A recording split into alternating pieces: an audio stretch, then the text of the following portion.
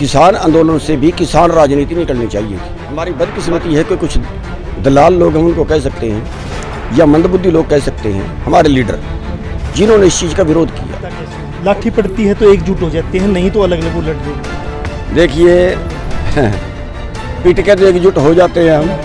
65% vote का मालिक भिखारी किसान सत्ता में बैठता है तो किसी की हिम्मत है क्या वहाँ कोई कानून पास कर देगा? नहीं कर पाएगा। छोटे चैनलों आप बड़ा चैनल बनाने के लिए उनकी मदद क्यों नहीं करते सर?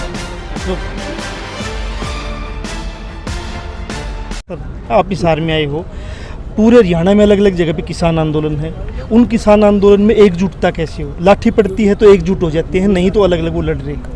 देखिए पीट के तो एकजुट हो जाते हैं हम, पर ये भी गुणवत्ता है, ये भी गुणवत्ता है। जैसे कोई चार भाई हैं, वो अपने अपनी मस्ती में मस्त हैं, अपने अपने कारोबार में मस्त हैं, लेकिन अगर एक भाई पे मुसीबत आ जाए तो दूसरे साथ में आके खड़े हो जाते हैं। तो वही हाल है हमारा है।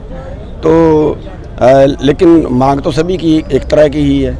और दूसरी चीज़ ये है कि एक टीम पूरे देश में काम नहीं कर सकती।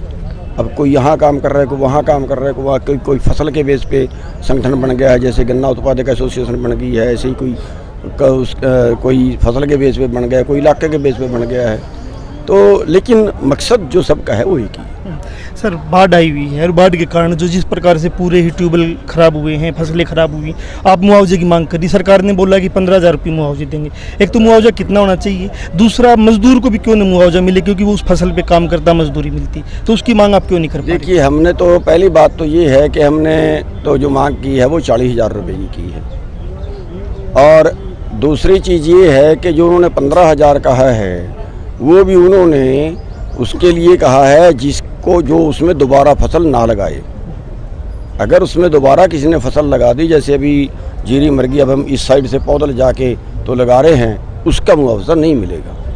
और तीसरी चीज़ जो है वो बोर ख़राब हुए हैं, उसका हमने 2 लाख रुपए की मांग की है और उसका अभी तक सरकार कुछ नहीं बोली है। कईयों के मकानों का नुकसान हुआ है, कईयों के बाजार में उसका भी सामान का नुकसान हुआ, उस पर भी जो सरकार अभी तक कुछ नहीं। सर मजदूर को भी मुआवजा मिले, जैसे पंजाब में मांग रही है कि वो भी उस फसल पे मजदूरी करता जो उसकी मजदूरी खत्म। देखिए मैं एक बात ये कहना चाहूँगा अपने मजदूर भाइयों के कि ये प्राकृतिक आपदा है, इसमें हमने एक दूसरे का सहयोग करना है। अब शहर में बाढ़ आई है, शहर डूब गया तो छतों पे लोग चढ़ गए, उनकी रोटी का कोई इंतजाम नहीं है। लेकिन किसानों ने अपने खेत की अनदेखी करके, उनका खेत डूबा हुआ, उसकी चिंता छोड़ के लंगर लगाए हैं, पूरे गांव ने की जगह लंगर तैयार किया है, ट्रैक्टरों पे लेके गए हैं, शहरों में बांटा है। अभी हमारे किसान भाई जो इस साइड के हैं जहां जीरी खराब नहीं हुई है, वहां जो पौध बची हुई है वो किसानों में फ्री बांट रहे हैं। लेकिन मजदूर भाइयों को भी ये सेवा जरूर करनी चाहिए कि जहाँ पे जो मजदूर हैं उनको भी किसानों के इस दुख में साथ में खड़ना चाहिए, ताकि कल मजदूरों के साथ भी किसान खड़ते भी हैं, पहले भी खड़ते हैं। अभी जहाँ पे शहर में कोई मजदूर लोग, गरीब लोग रह रहे थे, कोई अनदेखी थोड़ी ही हुई है, सभी को बांटा है।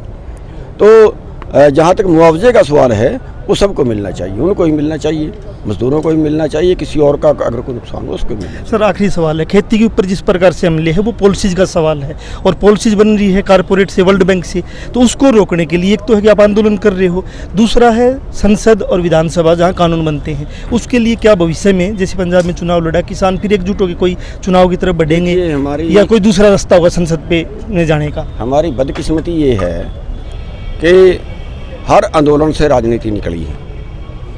ये किसान आंदोलन से भी किसान राजनीति निकलनी चाहिए थी।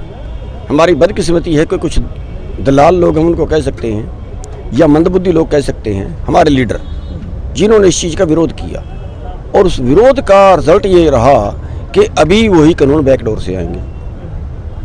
अगर किसान सत्ता में बैठता है तो किसी की हिम्मत है क्या वहाँ कोई कानून पास कर देगा? नहीं कर पाएगा, बल्कि जो गलत कानून है वो भी ठीक करवाएंगे। लेकिन अगर हम पंचायत में बैठेंगे ही नहीं, मान लिया गांव की पंचायत, अगर हम उसमें बैठेंगे ही नहीं तो वो जो मर्जी फैसला सुना दे, हम बैठेंगे अपने तर्क तो रखेंगे ना। तो ये हमारी बदकिस्मती है कि हमारे लोग ही हमारा विरोध करते हैं। और उसके ऊपर बदकिस्मती ये है कि 65% वोट है हमारी, 65% वोट का मालिक भिखारी, और कहते हैं वोट से राज बनता है।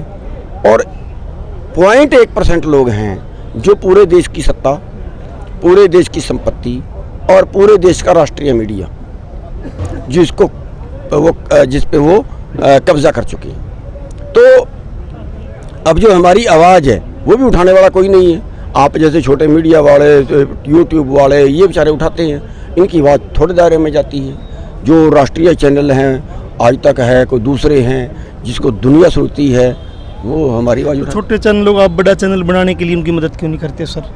जो बड़े चैनल हैं उनको कॉर्पोरेट पैसा लगा रहा, तो मदद उन्हीं की करेंगे, वो गोदी मीडिया बनेंगे। नहीं, तो किसान भी मदद करें उनकी। हाँ, मैंने कर रहे हैं जहाँ भी हमारे से बन पड़ता है, हम जो छोटा मीडिया उसको उभार रहे हैं। और जहाँ तक उनका सवाल है, अब मेरा ख्याल है 30-35 चैनल है अंबानी के, 50 चैनल होंगे करीब अडानी के, ये सुभाष चंद्रा है 150 चैनल होंगे उसके। अब देखिए आप हरियाणा में है कैप्टन अभिमन्यु का है, गोपाल कांडा का है, और वो है अश्विनी का होगा, वो कुरुक्षेत्र में मिल है जिसकी बात से मिल, उसके मिल विनोद शर्मा उसका है। सारा टोटल कारपोरेट ने अपना खड़ा किया हुआ है। तो सर फिर मैं उसी पे आ रहा हूँ कि संसद में जहाँ कानून बनते हैं, हाँ, सड़क और संसद पे कब्जा हो किसानों का, मजदूरों का, उसके लिए आपके क्या प्रयास रहेंगे भविष्य में? इसके लिए जो देशभक्त लोग हैं, जो संगठनों के अध्यक्ष हैं, एक प्रतिनिधियों की, चाहे वो मजदूरों का है, चाहे वो किसानों का है, मैं तो ये कहूँगा अगर पत्रकारों का है तो भी, और चाहे वो व्यापारियों का है, जो देश को बचाना चाहते हैं, हम कोशिश कर रहे हैं एक तरीके उनकी मीटिंग बुलाई है और ये विषय रखेंगे भाई इस बर्बाद होते देश को कैसे बचाया जा सकता है। वहाँ कोई बात कोई निकल के सामने आती है तो देखो एक प्रयास है। धन्यवाद सर।